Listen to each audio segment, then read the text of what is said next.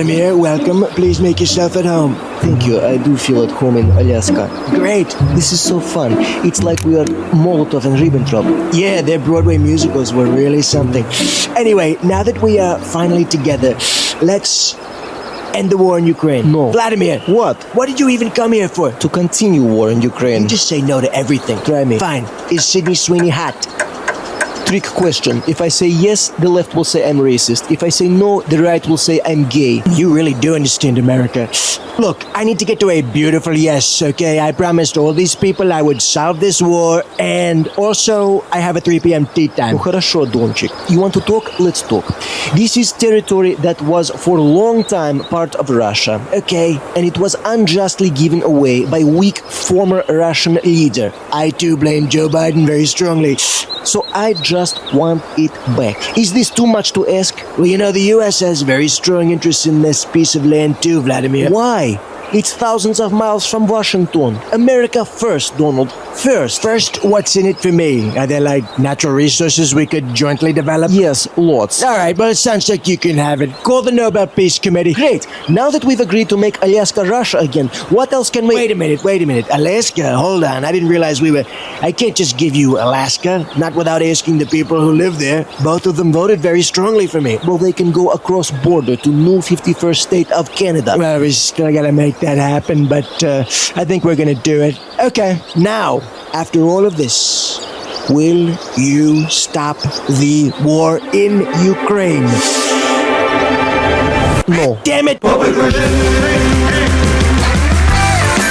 Somewhere in the bowels of the city that never sleeps Kevin McCullough, radio host with Salem Media, is a man also not sleeping. Syndicated radio talk show host Kevin McCullough. And that guy would like a word with you. Many of you know him, one of Votes for Damas. Of course that Kevin show is going to be great. The only thing that could be greater, of course, would be that Donald show. We don't have that, so we have that Kevin show. Featuring the music of Dick Tunney and the Dream in Color Orchestra. Straight ahead, Dr. Michael Shires on the return of the higher ed season. Melanie Israel with an inside look at Planned Parenthood's worst year ever. Andrea fighting to protect children that others have harmed. And Harry Abramson with the money rules you need to know. Plus, sketch comedy from The Puppet Regime, Al Berry in the return of Woke Jesus, and Max McNally in the Spotlight.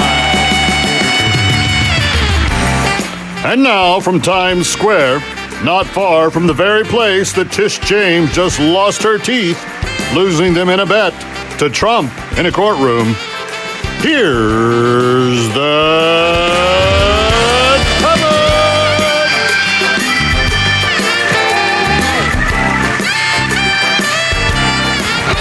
Good weekend to you, friends.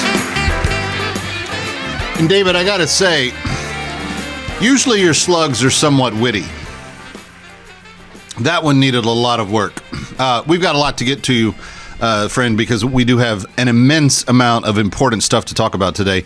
Normally, you get to the end of August and everybody kind of calls it the dry spell in the news cycle. Not this year. Not when Trump's in office.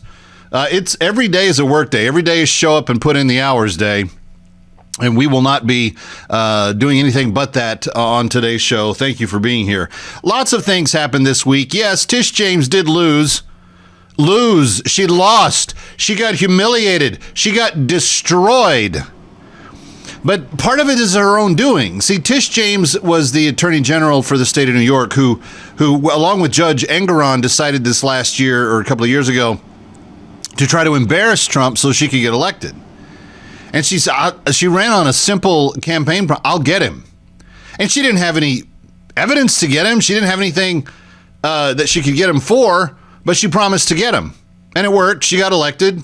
And then Trump went on trial in Lower Manhattan in what has to be agreed upon by all attorneys I've spoken to, left, right, center, liberal, conservative, indifferent, very passionate. They've all agreed it was the biggest circus they've ever seen.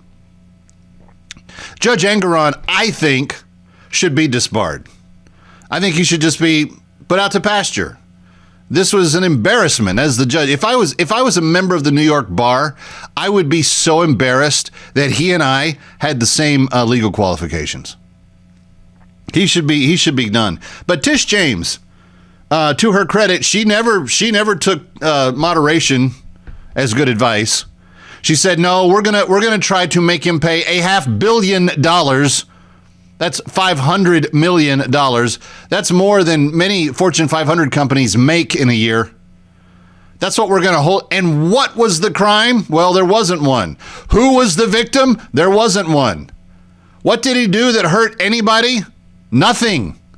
What banks did he defraud? Supposedly, because supposedly this was fraudulent activity. They couldn't come up with one bank that said he had defrauded them. In fact, they all said that not only did he not defraud them, he paid them back. Most of them he paid ahead of time on the schedule for the loans that he had taken out. And when he had written down expenses for legal fees, they were actually legal fees. The Tish James funeral should be happening. She should be processing towards her own grave at this point, because what she has done is she has killed the confidence of anybody to ever believe in the Attorney General in the state of New York ever again. That's how bad it was.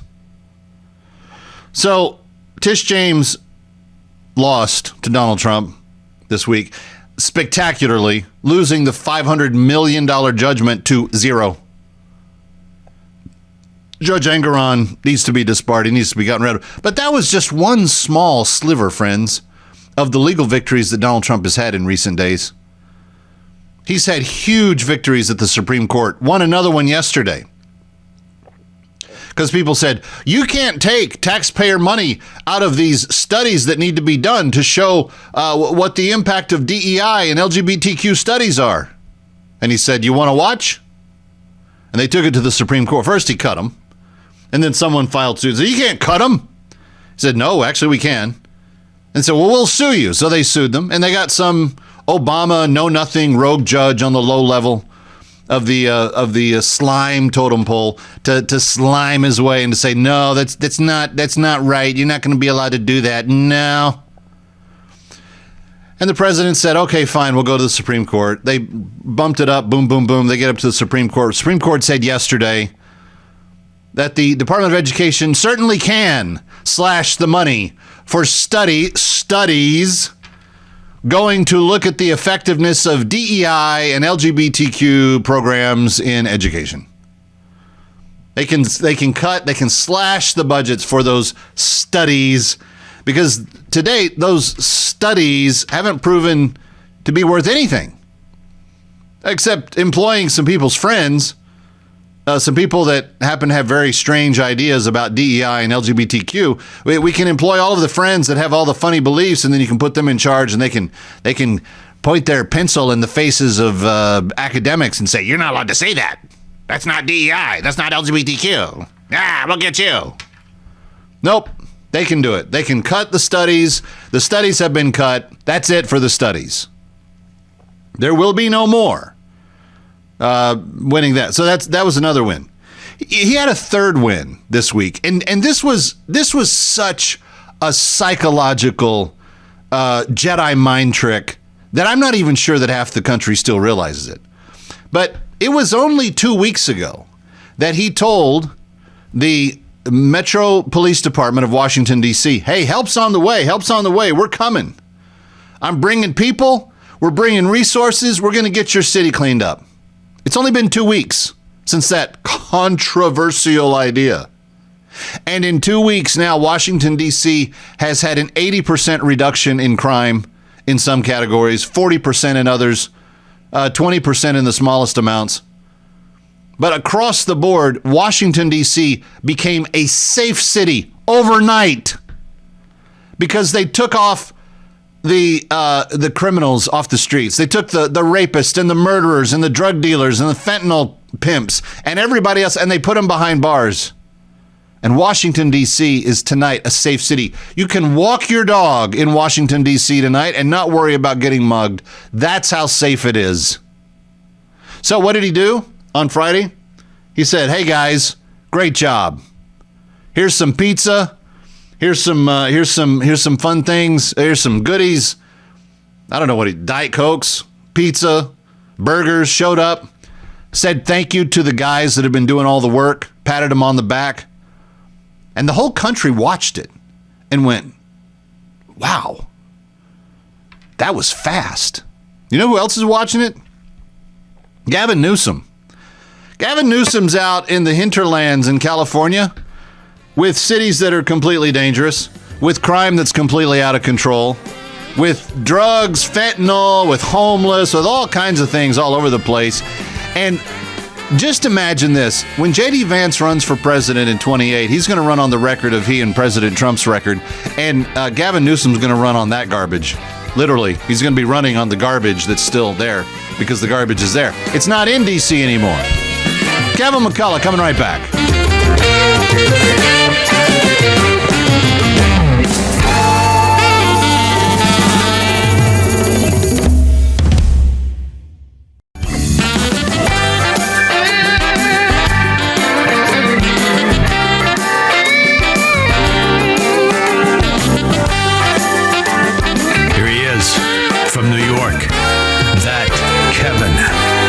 Kevin McCullough. Welcome back to Times Square. It's Kevin McCullough, That Kevin Show. Very glad to have you with us. And I'm very glad to welcome Michael Shires from the America Family Policy Institute, America First Policy Institute, because there's much to discuss, even in the midst of all of the kind of world shaping foreign stuff that's being tackled by the administration this week.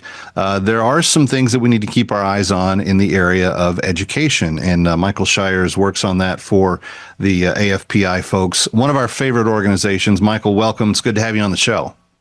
It's great to be with you, Kevin. You've come at this from a lot of different perspectives. You've been on the university campus. You've helped start universities.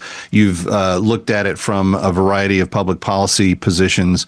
This whole area of higher ed and what needs to be done to reform it, and particularly for those of us that live in the New York City area, we're tired of seeing the garbage that's on our television screens, the protests, the Gaza marches, all the rest.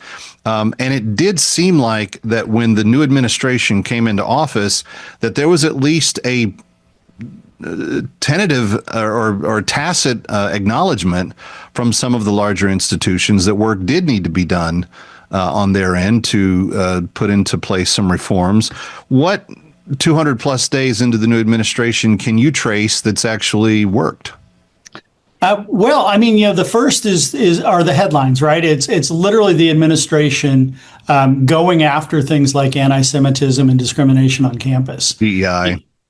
Yeah. I mean, DEI is kind of, basically higher ed was left alone for too long. We trusted our higher ed institutions, and they kind of got captured by Marxists along the way. I still remember 1981, during the height of the Cold War. I went to take a political science class at UCLA on U.S.-Soviet relations. And lo and behold, the professor spent the entire first day extolling the virtues of Mother Russia. So this isn't new, but what is new is that over the last 40 years, they've really taken over. Well, not only have they taken over in the classroom, they've seemed to hijack entire campuses. I mean, even if you're not a poli-sci or public policy major, your educational experience, if you're a Jewish student on the campus of Harvard or Columbia, has been drastically impacted by kind of the out of control, kind of almost monster-like activity that these gangs have put together. And what's scary is here in New York, that's the very group that the man who wants to be mayor of the city next is using as his ground force for his political turnout. I mean, the consequences of letting some of this stuff just kind of go really do have long-term ripple effect. You're right. And I mean, it used to be in the classroom, and this is what I meant by taking over. I mean, literally, they've taken over the institutions and set the culture and tone, not only the institution, but the accreditors, the professional associations. All of these organizations are broadcasting these messages of basically social Marxism. And so you have this environment now on campus, and this is what President Trump is up against. I mean, even, the Students for Fair Admissions ruling was 2 years ago. And yet, Harvard is still at the epicenter of this conversation. Are you being discriminatory in your admissions? California passed Prop 209, which literally banned the use of race or gender or any other kind of attributes in admissions and hiring and promotions. And yet we see today UCLA is kind of one of the poster children for how egregious this has become.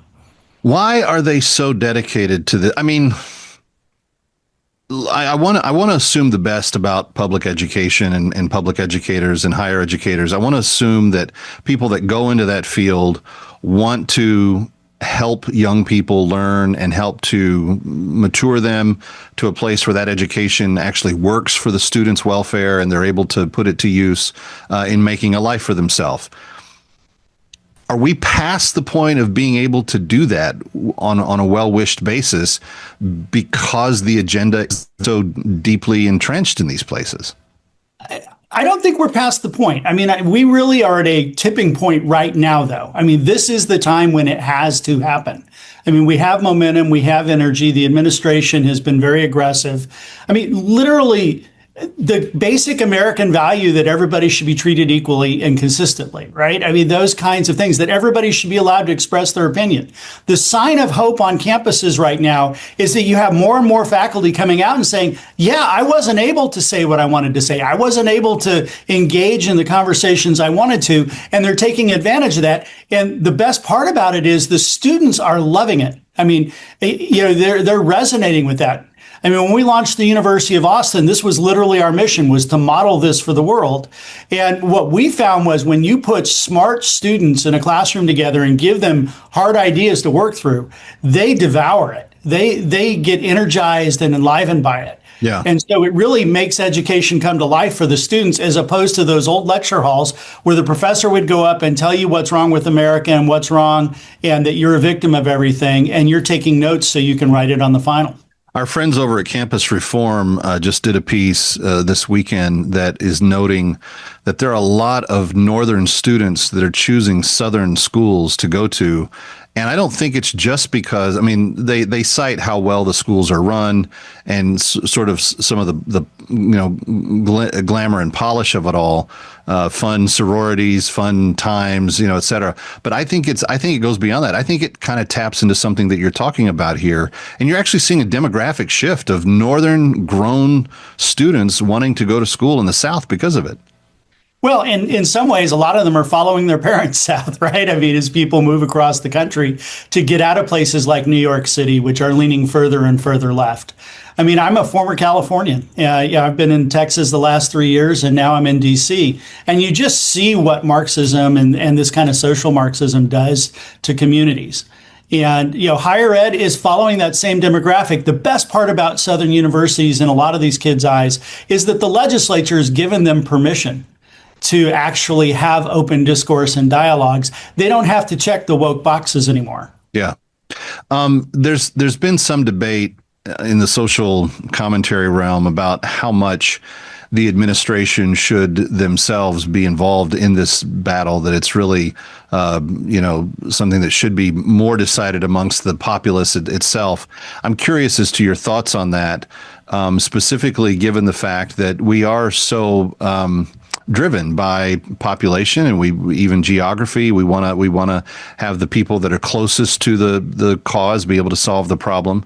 But it seems to me that if the president didn't roll up his sleeves and draw some attention to this and actually get, in the case of Colombia, physically involved and say, no, this is coming to an end, there would have been zero improvement at all. I'm just curious how much of this can be corrected by the population at large.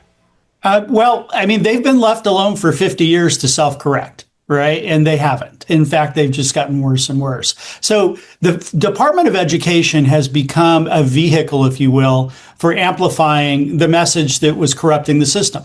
And so, part of what President Trump is dealing with now is, how do I undo all that history and energy? It's how do you infuse the accountability into the system and everything continue to work. We're speaking with Michael Shires of AFPI. He heads up their higher ed educational work there, and we're coming right back after this break. Stay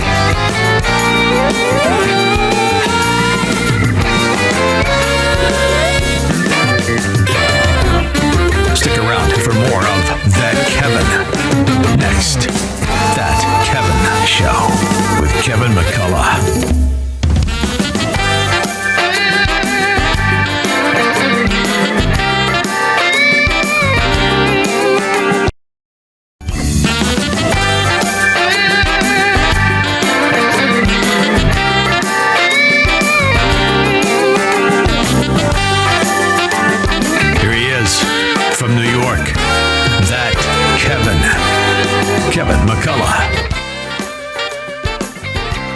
Welcome back to That Kevin Show. Glad you're with us. Everything you need at thatkevinshow.com. And I would appreciate it if you would go and register to try to win a trip to come see me. We're going to give one away. Some lucky winner is going to get one after August 31st. And until August 31st, you are invited to do just that. You can, under the promotions tab, just sign up right there at thatkevinshow.com. You know that educational issues and how our kids are treated in the school systems is something that I cover relentlessly here at the Kevin McCullough microphone. And what powers believe they can do to your kids while they're on their watch has gotten more and more bold in recent generations. And during the Biden administration, it kind of reached a all-time fever pitch. Everything from gender ideology to, sequestering kids away with school staff to go get abortions and so forth. And sadly, a couple of important things to discuss along those fronts today. But here to discuss them with me is Melanie Israel, who is a visiting fellow at the Richard and Helen DeVos Center for Life, Religion, and Family at the Heritage Foundation. Heritage, one of our favorite colleagues and comrade in arms, if you will, for the fight for our kids. Melanie, it's great to have you. Welcome to Times Square. Thank you so much for having me. Really appreciate it. Virginia schools have had some interesting trials in the last year. You've had, particularly in the one county, you had the moms, Muslim moms, Jewish moms, Christian moms came together and said, you can't force us to send our kids to school to read the curriculum about gender ideology and Harry having two mommies and all the rest of it. The school district thought they could, and they kind of acted as though they didn't care. They took them to court, and the moms did win. So there's some good news on that front. But something has happened recently as it pertains to facilitating student abortions. Bring us up to speed on what this is. Sure. So what we've heard happen is that in Fairfax County public school systems, same system. This system is trouble. Exactly. These same people apparently are being accused of helping to facilitate not one abortion, but multiple abortions several years ago. And these allegations are only just now coming to light thanks to, brave people from within the system who are willing to step forward and say something. And what's really disturbing is that we're finding out this is not,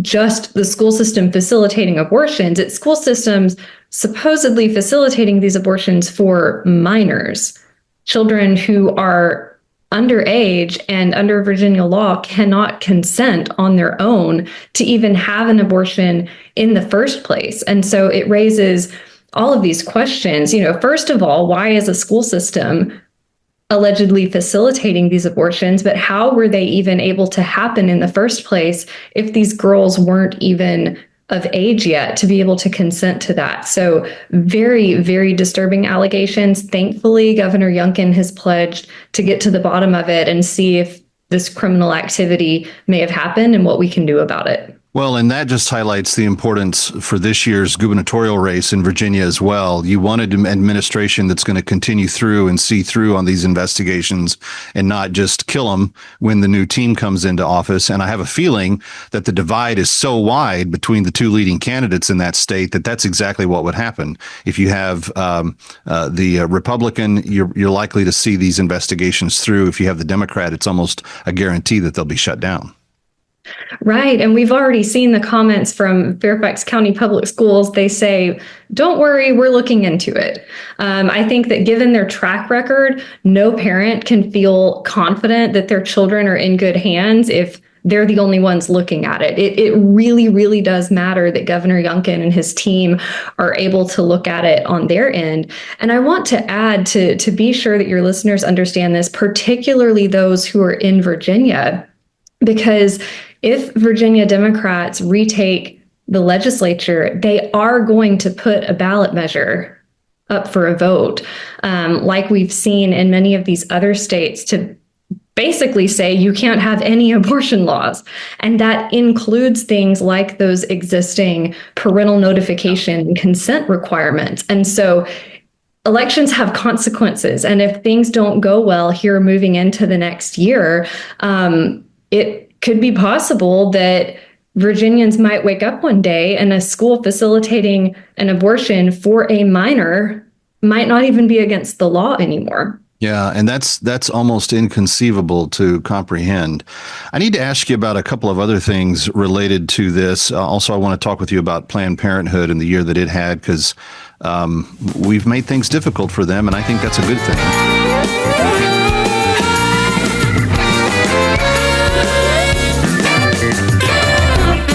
Stick around for more of That Kevin. Next, That Kevin Show with Kevin McCullough.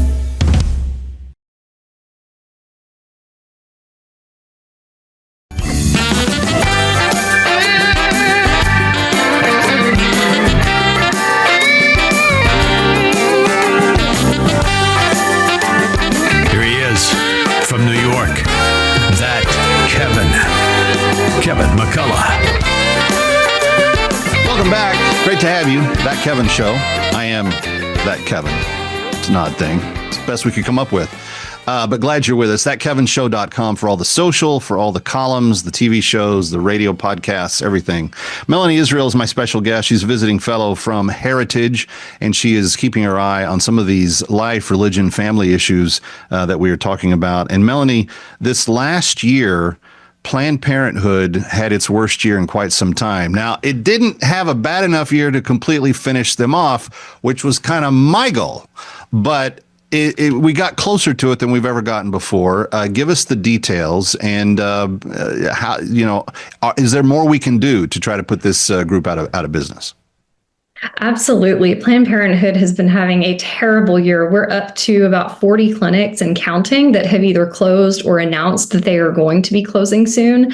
And this is happening in red states and blue states. This is not just something that you can, that the left can blame on pro-life laws in pro-life states. It's happening all over the country. And there's a lot of reasons. Did the big, beautiful bill help, though? I mean, taking the federal dollars out of their hands, all of a sudden they have to pay for the light bill with other things. Exactly. It made a huge difference because in the One Big Beautiful Bill, they had a provision to defund Planned Parenthood of all of its Medicaid funding for 1 year. And Medicaid, of course, makes up the vast majority of Planned Parenthood's government funding. There's other sources, but this is most of it. And frankly, Planned Parenthood clinics, they are operating on razor thin margins. They do not have the financial flexibility at many of these clinics to not have Medicaid funding for even a year. Any business owner knows that you don't get to just hit the pause button and then pick up where you left off when conditions improve. And so a lot of these clinics are in very dire straits. We can thank the Big Beautiful Bill for that. We had a Supreme Court decision that gave states more flexibility to defund Planned Parenthood. The Trump administration is able to start clawing back some of those other grants that Planned Parenthood gets. But I think your listeners would also be interested in hearing more about some of those under the hood dynamics that are happening in the broader landscape that have been a long time coming. And so these recent policy changes have, in a lot of ways, been accelerating a process that already started a long time ago. Well, and how does that work? So if you look back at historic data for Planned Parenthood, they put out an annual report every year. You can see that they have about 1 million fewer contraception clients than they did 20 years ago. They have about 200 fewer clinics and counting than they did 20 years ago. More and more women are getting things like long-acting birth control methods where they're not having to go to clinics, once a month or even once a year. You've got telehealth that's completely changed the game for a lot of people. All of the different minute clinics and urgent cares, people are able to go and get the care they need at a place that doesn't have the same kind of political and social baggage that Planned Parenthood has. And with abortion specifically, the vast majority of abortions, over 50%, are done with abortion pills now, not a surgical procedure. So even in these places where women are still getting abortions in those blue states, it's happening with these abortion pills. Providers send these pills from anywhere in the country through the mail. Women aren't even having to go to Planned Parenthood as often for their abortions anymore. And so there's all of these different dynamics that have been a long time coming for the past 2 decades. And now, with these circumstances of the Big Beautiful Bill taking away this funding and the Trump administration taking action, the Supreme Court, it's all kind of converging right now. And frankly, for Planned Parenthood, it's a perfect storm of problems. For women, unborn children, for girls, it's good news because now more people will be able to get real health care somewhere else, not at Planned Parenthood. It is a perfect storm, and it's an organization that's worthy of every amount of calamity that befalls it. People still don't quite understand the eugenics nature of the organization as it was founded. But if you just do a simple trace of where these clinics have been historically in inner city neighborhoods near largely Black and poorer communities, you still see the kind of legacy of Margaret Sanger coming through in all those ways. I hope that trend continues, and I anticipate that it will. I want to return our conversation to a little bit of the kind of the big picture on all of this that we've talked about, and that is that whether it's Planned Parenthood dealing with a minor, and they've given minors abortions for a long time, and I've seen numbers that say that the average paternal father in the equation of many of the Planned Parenthood procedures has been like a 27-year-old male and a 17-year-old female. That dynamic is in most states considered to be at least statutorily a sexual assault or a rape of some sort. And yet Planned Parenthood has for years been able to skate under the rules when the laws are actually quite clear about it. But particularly in blue states, they've been able to do that. And as they have continued their linkage with public schools, and now public schools we're seeing, as we were discussing the last segment, facilitating abortions for minors. And in the last 4 years, the almost perverse, weird way that the Biden administration blackmailed schools. They were going to take away poor kids' breakfasts and lunches if they didn't insist upon DEI and gender identity curriculums being approved and shoved into the school systems. You've had a very big willingness, particularly by the left, to treat children in all kinds of ways, but mostly just as pawns and as pieces of infrastructure for their own agenda and for what they want to accomplish. I've argued this for years, but I think that the left really hates kids. They're not interested in the welfare of children. And when you see all the policies that they stand behind, it kind of seems to resonate with that. But this idea of really kind of brainwashing and taking our kids away from us kind of on the sly during the school day, where do you see this going? And what are some practical steps that parents can take to make sure that their kids are protected? Well, one thing that's important for people to know as well, it doesn't get discussed quite as often, is that Planned Parenthood is one of the big players in helping to write curriculum that many schools are using. And of course, it's largely more of a blue state problem where Planned Parenthood, they're helping to write the curriculum. They can have their own employees come in to teach it to children. They have hitched their cart to the gender identity horse within the last 10 years to diversify their portfolio. And now they're one of the largest providers of these sterilizing cross-sex hormones of all providers in the country, including to children.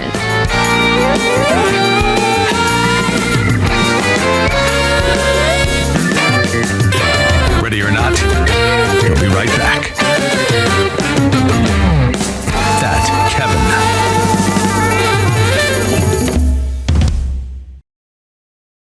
Donald, I demand you stop cleaning up Washington, D.C. right now. If you end the homelessness and crime, everyone will know I could have easily done that in California. How am I supposed to run for president in 2028 if everyone knows I never do anything? Gavin, I had to clean up D.C. It's like a third world country here. How dare you, Donald? What you're doing is somehow homophobic and fascist. Instead of wasting my time, why don't you fix those problems in California? You know damn well if I did that, I'd have nothing to campaign on every 4 years. Okay, then why don't you at least rebuild the Palisades then? It's been 8 months since the LA fires burned it down. I would if I had the money. Well, what happened to the money we gave you? It's in my pocket right now and I don't have time to get it out. Gavin, take the money we sent you out of your pocket and use it to rebuild the Palisades. You know what? You're being unreasonable. Screw you! Is everything all right, Gavin? No, the president's making me look bad. I'm so upset right now I don't feel like fixing California for at least another 4 years. I know what you mean, Gavin. I've been mayor of Los Angeles for 3 years and still don't feel like doing anything. Oh my God! I think my fancy wine glasses were delivered. They were a bit expensive, but money hasn't been an issue since I got those fire recovery funds. What the hell is this? Oh, he's done it now. Are you seriously gonna run for a third term? I think so, Gavin. Who knows, I may even run for a fourth term. That's it, I'm running against you in 2028. I'm gonna pretend there's nothing wrong with California harder than I've ever pretended before. Somewhere in the bowels of the city that never sleeps Kevin McCullough, radio host with Salem Media, is a man also not sleeping. Syndicated radio talk show host Kevin McCullough. And that guy would like a word with you. Many of you know him from his Votes. Of course that Kevin show is going to be great. The only thing that could be greater, of course, would be that Donald show. We don't have that, so we have that Kevin show. Featuring the music of Dick Tunney and the Dream in Color Orchestra. And still to come, Andrea Mew of the Independent Women's Forum fighting to protect children that others have harmed. Harry Abramson with money rules that you need to know. Sketch comedy from Al Berry. And yes, the return of woke Jesus. And making his debut in the New Music Spotlight, once again, Max McNow.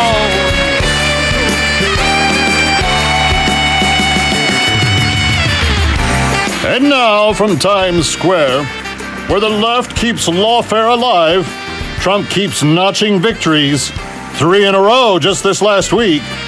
Here's the Kevin!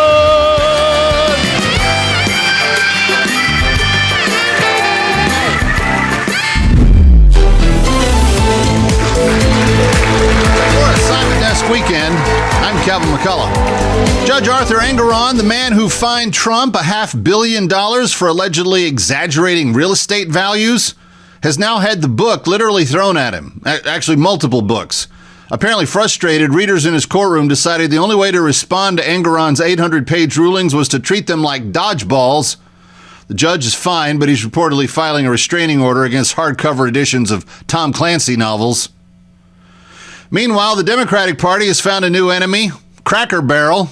Yes, the Tennessee-based restaurant chain changed its logo, and suddenly Gavin Newsom and his pals are treating it like a hate crime. Apparently, nothing unites progressives like the fear that America might enjoy chicken fried steak without government supervision. In Washington, a business owner is upset because Trump's federal crime crackdown, which has removed fentanyl, gangs, weapons from the streets of D.C., is hurting his profits.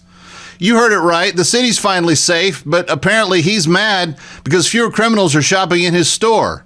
If only Jesse James were still robbing trains, the guy could have made a fortune selling him discount ski masks. On foreign policy, Trump pulled off a stunning diplomatic win this week by brokering a pact between Azerbaijan and Armenia, a deal that also delivered a punch to Iran. Biden once promised to restore America's standing in the world. Trump, on the other hand, is restoring Armenia's ability to stand and delivering a left hook to Tehran. On the domestic comedy circuit, Kamala Harris is on a nationwide tour to promote a book, except the audiences think it's a comedy routine. Who knew that explaining Venn diagrams could be a headliner act? One audience member said, "I laughed, I cried, I finally understood why I'll never vote for." Not to be outdone, a rock star who nobody's listened to since the Reagan era, had a meltdown after the White House called him washed up. In response, he screamed that Trump is a low-life fascist. Translation, Spotify won't play his music, so he's going to audition for CNN.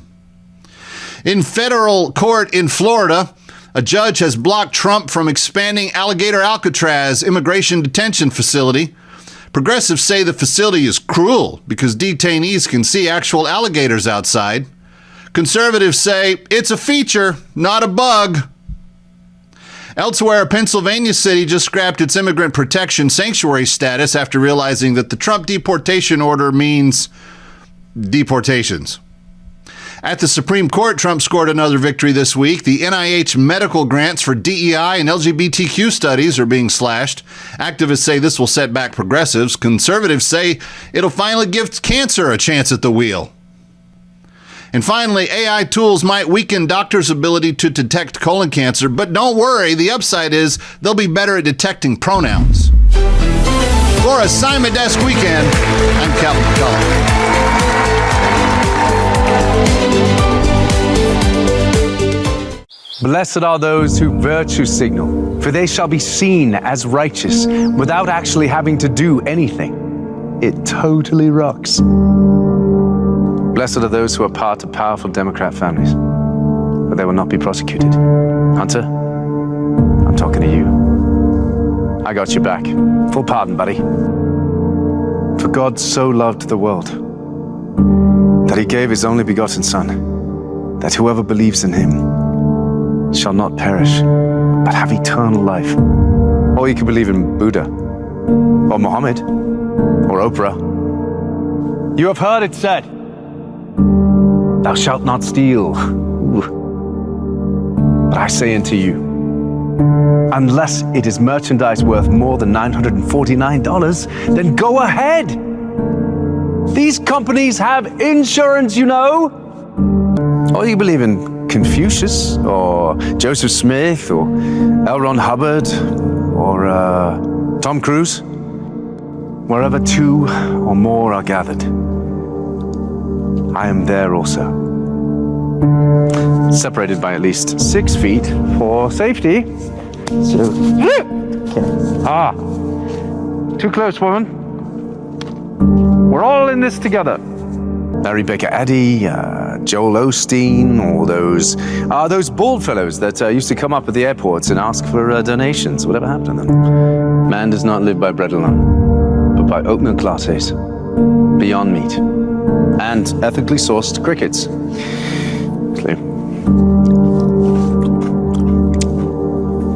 It's good for the climate, and it's surprisingly tasty. No, I just had lunch.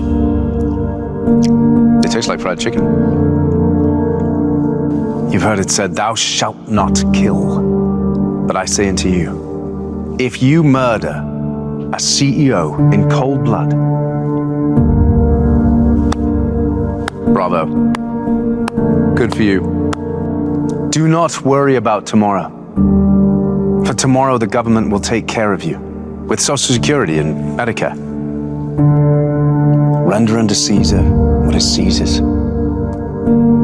But render reparations to anyone that your ancestors might have harmed, whether directly or indirectly, hundreds of years ago, even though everyone was kind of enslaved to everyone else at some point in history, but just do it. It makes sense. Blessed are those who don't feel like working, for they will be given free money.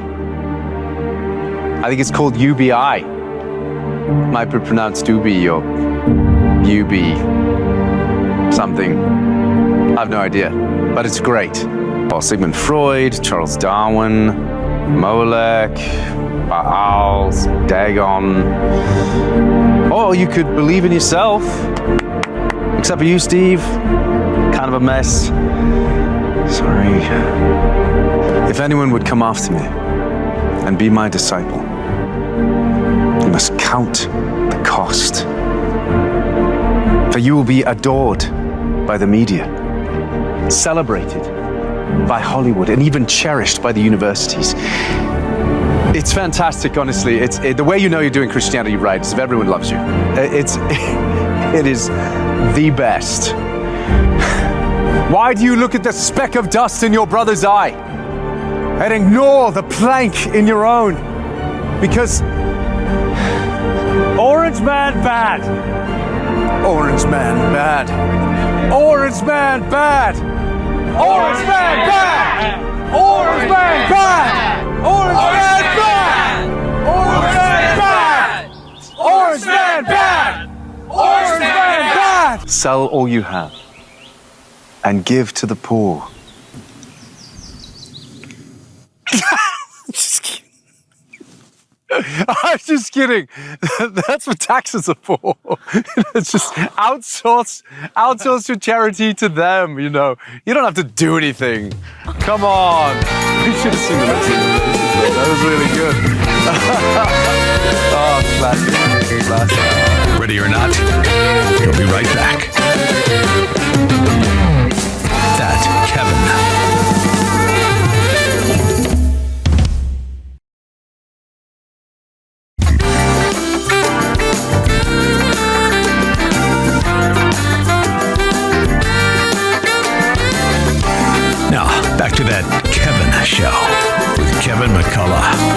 Welcome back to Times Square. It's That Kevin Show, thatkevinshow.com for everything related to what we talk about. Podcasts, columns at Town Hall, TV shows, everything. It's all there. Please check it out. My next guest is the managing editor of Independent Women's Features, and they are continuing on a series that was started by a colleague of hers some time ago and a regular contributor to my show. Kelsey Bowler was here for years. As you know, she's moved into mommyhood, and as is the right thing to do, mommyhood takes precedence. But that doesn't mean that the work of independent women is any way lessened, because Andrea Mew has stepped into the managing editor's position here, and she's continuing even on the specific series, Identity Crisis, which was something that Kelsey started and had a lot of passion for. And we were one of the first media outlets to ever champion it, and we still continue to be, because we believe in the mission of independent women so strongly. Andrea, it's good to have you back. Thanks for being here. Thank you so much for having me on again, Kevin. The whole idea of identity ideology, gender ideology being foisted upon the public school system is something that the president and his campaign in 24 really took on head first and said he was going to do something about it.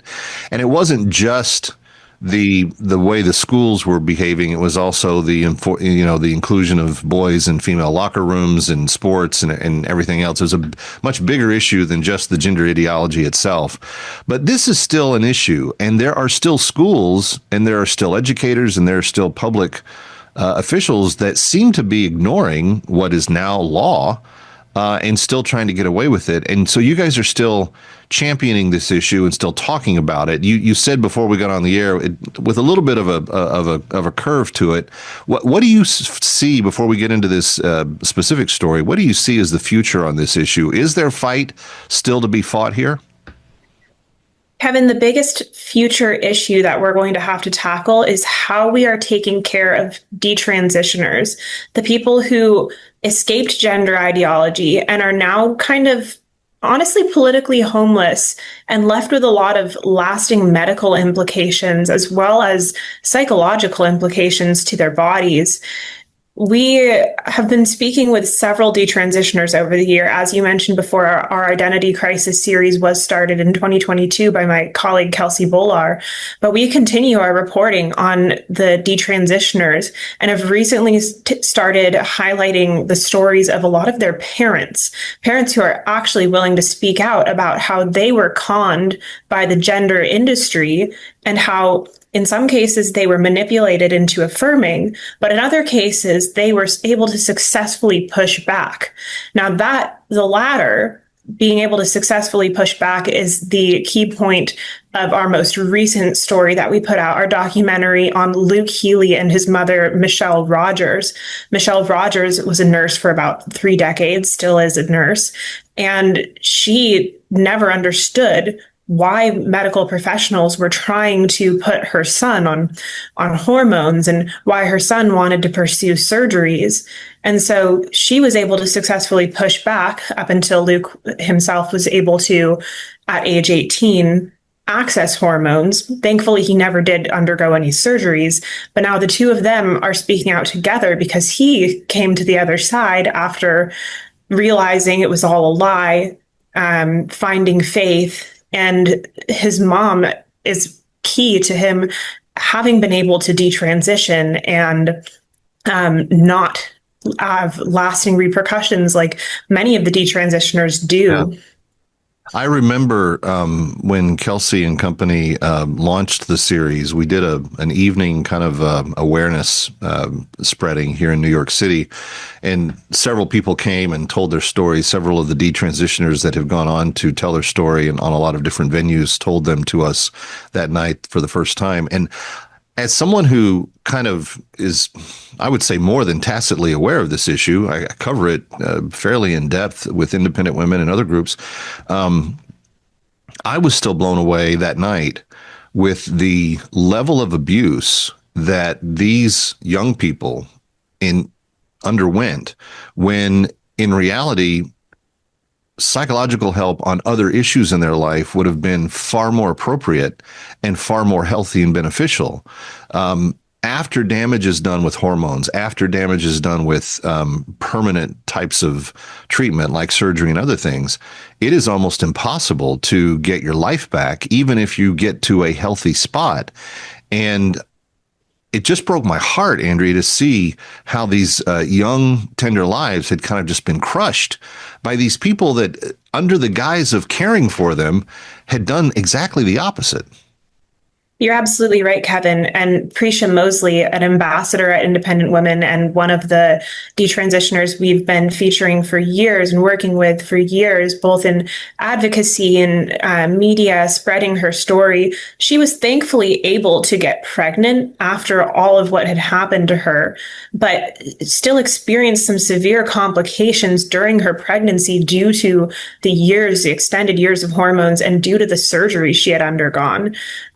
It's especially common for the women who undergo these surgeries. They struggle with being able to breastfeed. If they do get pregnant, they might suffer from clogged milk ducts because certain parts of the female anatomy were removed, but not all of them. And so the body wants to naturally start producing what it's meant to produce after you have your child, and it just can't.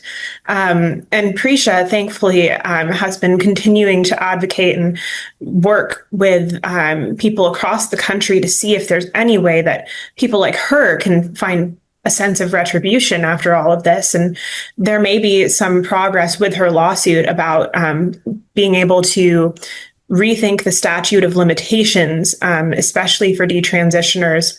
As so many of them, the statute of limitations, if they were able to sue, tends to expire before they even realize that there was so much harm done. There's so much wrong with that. And I've got to ask you more about that in just a second. I do want to say that Prisha was one of the people that were there with us that night. And she openly questioned that night if she would ever be able to get pregnant. And so it's good news to my ears that she was able to, although I'm sorry that she's still undergoing that level of complexity.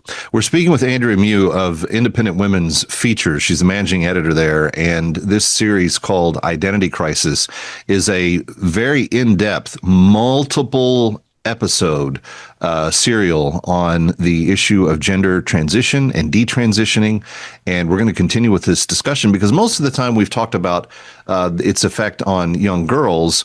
There is a young boy that we're going to highlight and his pain in that process. And we'll talk about that on the other side of this break. If you miss any of this and you want to go re-listen to it, go to thatkevinshow.com. If you want to see what Andrea's working on, you go to Independent Women's Features.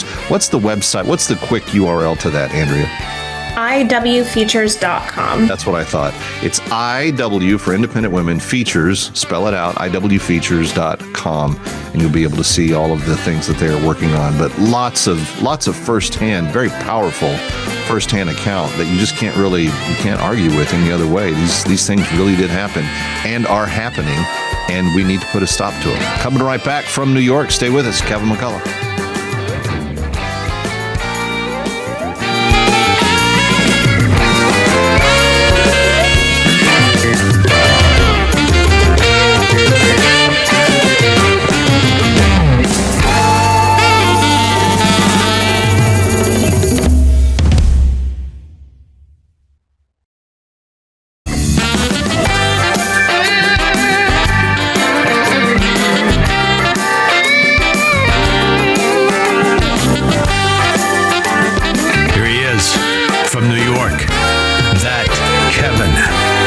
Kevin McCullough.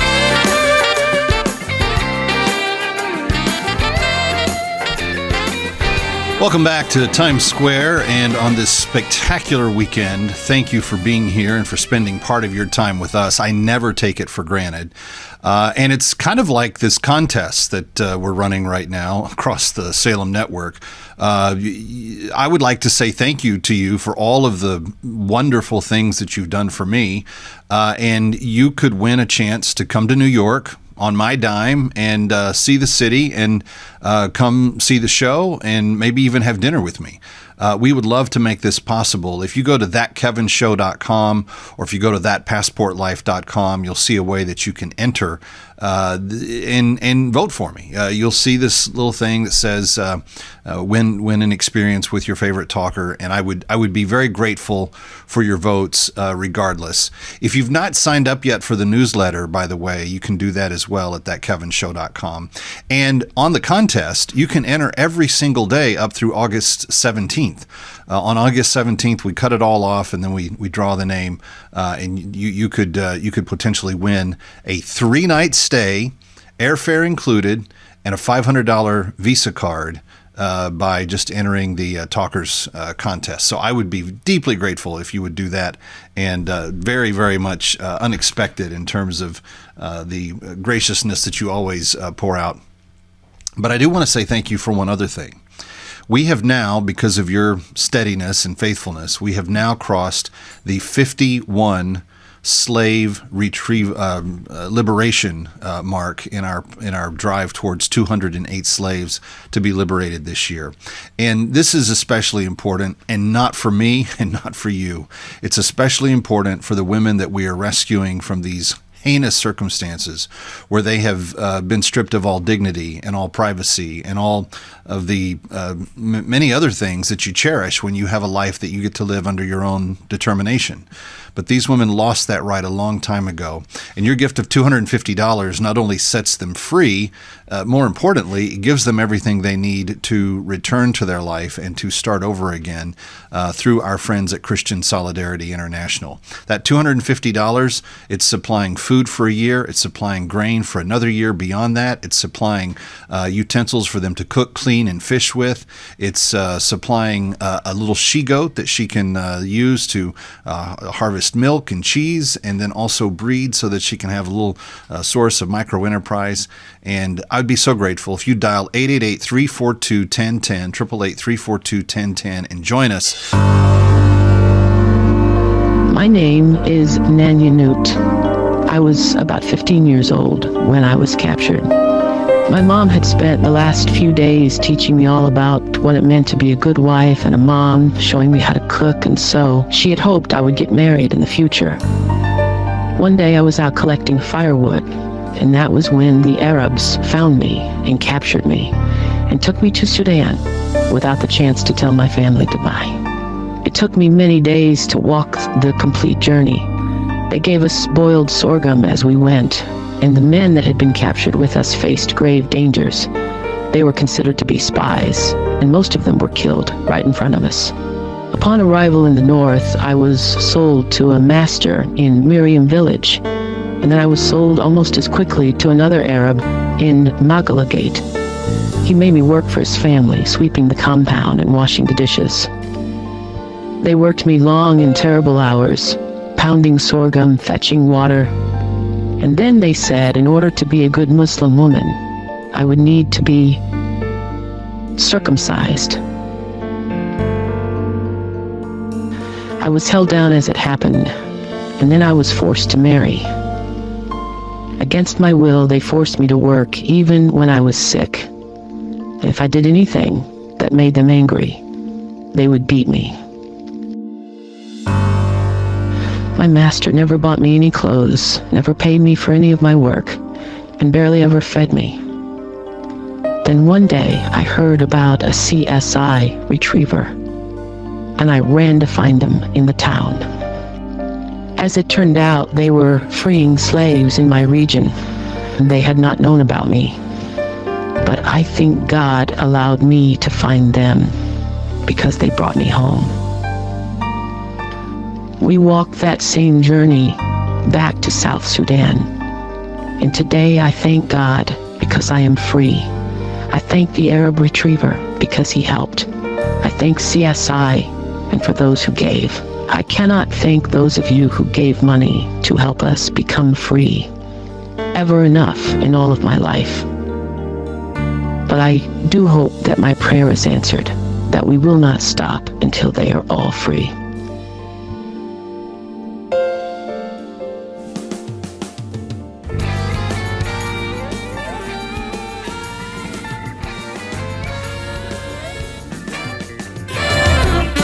Stick around for more of That Kevin. Next, That Kevin Show with Kevin McCullough.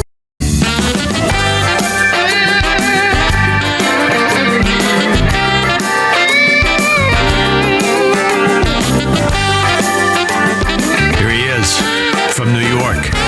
That Kevin McCullough. Welcome back to Times Square. Kevin McCullough chatting a little money today. You know, money is one of those things where I believe if you're a steward of life, if God has given you the opportunity to have a life on this planet, you're going to be put in charge of different things. And so when you have kids, their welfare. If you have a marriage, the cultivation of that relationship. If you run a business, the integrity and the stewardship with which you guide that business to success. These are all things that are put under your stewardship. Something that I think a lot of people forget about is that money has to be handled, and if you don't handle it well, you will handle it badly. But the vacuum will not exist. You will go in one way or the other. And so one of the things I find to be helpful is to talk to people that know a lot about the laws and rules and how money works and so forth. And my guest, Harry Abramson, has done that in this book, 9 Rules to Massive Wealth. It's called Money Rules, and I want you to get a copy of it. But Harry, let's talk about some of these concepts that you talk in the book. And again, I just got my copy, so I haven't been through all of it as of yet. But we were talking about micro versus macro in the last segment, and you title the next chapter "Moving into to Macro." I'm guessing it's a process, going from the wealth collection to understanding the universe to putting a system in place that now allows you to do just that. What is that process like?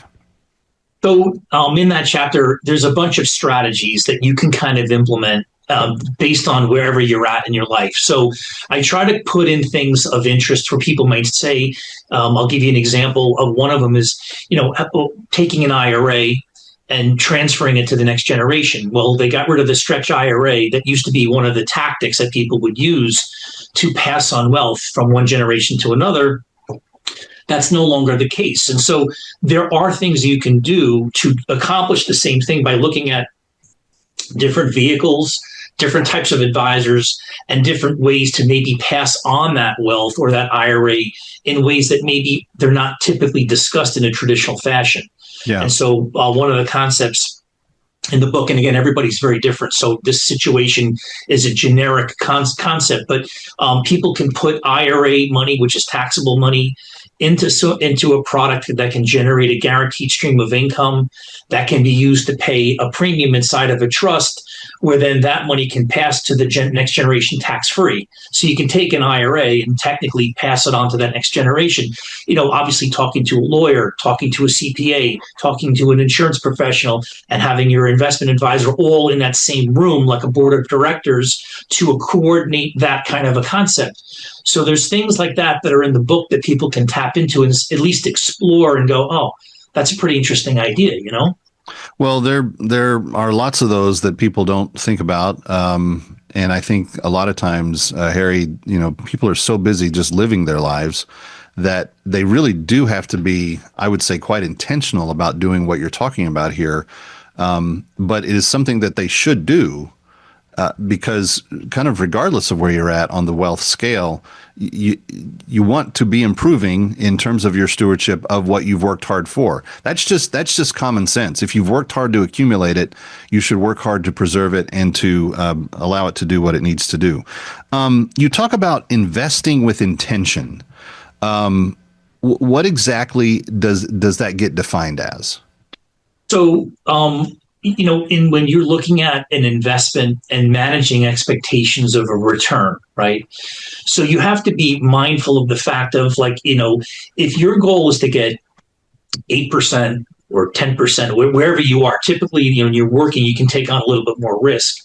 But you want to be able to be mindful, hey, maybe you got, 10% last year. That's a pretty good return. Now, you're either going to be on the winning side or the losing side of that conversation because of your expectations. If you felt I wanted to get 14% and I only got 10, so you want to be really mindful. If you have a good year or you're going through the year this year with the tariffs that came out and a lot of people's accounts and portfolios reacted accordingly. You just have to look at, okay, how did I do this year? Is this okay? And then as you get older, if you have accumulated enough money and wealth, you have to ask yourself, the question is like, how much risk do you really need to take? Like, is it really worth something bad happening that can impact your lifestyle later on? And so you want to be mindful of it. You want to be managing your own expectations of the outcome. And I think that's really the crux of that part of the chapter in terms of investing with intention. Well, it's interesting because in the money and math chapter, you actually walk through a scenario where you take $100,000 and have a great year, 50% return. And you have another great year, 50% return a year after that, but you have a bad year in the middle, and you can only be up 16% after 3 years and after those great returns. So it is something that you've got to be aware of. Just in the closing seconds, what is the first step? If someone is listening to us and they say, I want to know and understand more. I know you do webinars, but what's the first step that you would recommend someone listening to us and wanting to take more ownership into this, the money rules and understanding them completely? What's the first recommendation?